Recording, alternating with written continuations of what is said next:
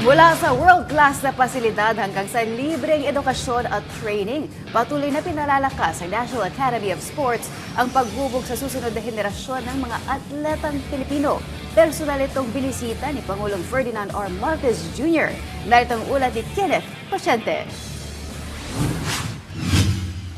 Inspirasyon para kay Luke ang kanyang pinsan na si double gold Olympic medalist Carlos Yulo. Kaya naman grade 7 pa lang, sinimulan na niya ang kanyang training sa artistic gymnastics.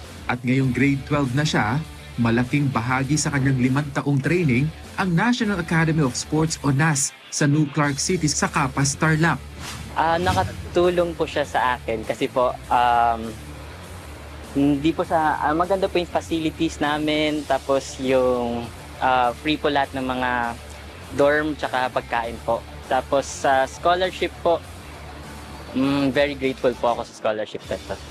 Mismong si Pangulong Ferdinand R. Marcos Jr. ang nag-inspeksyon sa iba't ibang bahagi ng NAS. Inikutan ng Pangulo sa kanyang inspeksyon ng Academic o Learning Center para sa pag-aaral ng mga student athletes, ang Strength and Conditioning Room, Taekwondo Gym, Table Tennis Court at Badminton Facilities.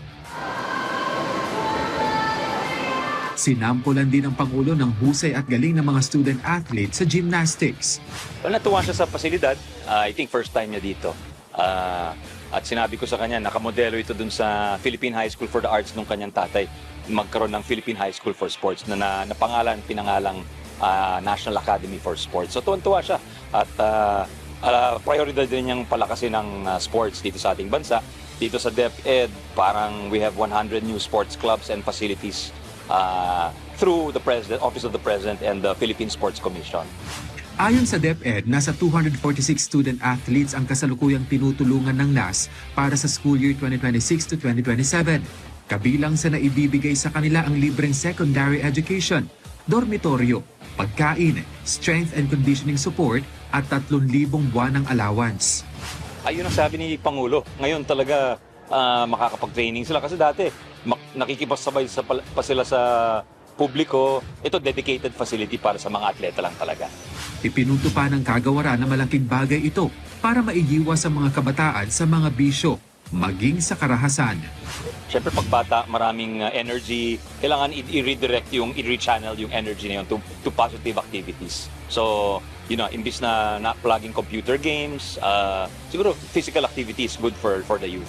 Nakatulong po talaga ito sa akin na mas mapagaling po, mas mapabilis po yung skills ko po. Tapos po, it really helped me shape up my swimming career po. Sobrang laking tulong po ng nasa akin. Since grade 7 po kasi dito na ako nag-aaral. So dito ko na rin po tatapusin yung senior high school years ko po. Nito lamang 2025, nasa 1,029 medals ang nasungkit ng mga student athlete na produkto ng National Academy of Sports. Kaya balak na ring ma-expand ito. When the Academy was enacted into the law, that a regional NAS campus should be established. So we're started to fix the guidelines for that. And the mandate is to have the next 5 years either one in Visayas or one in Mindanao. May ilan na ring LGU ang inaasahang makikipagsanib puwersa sa NAS para mapalakas ang sports sa kani-kanilang lugar. Kenneth Pasyente para sa Bayan.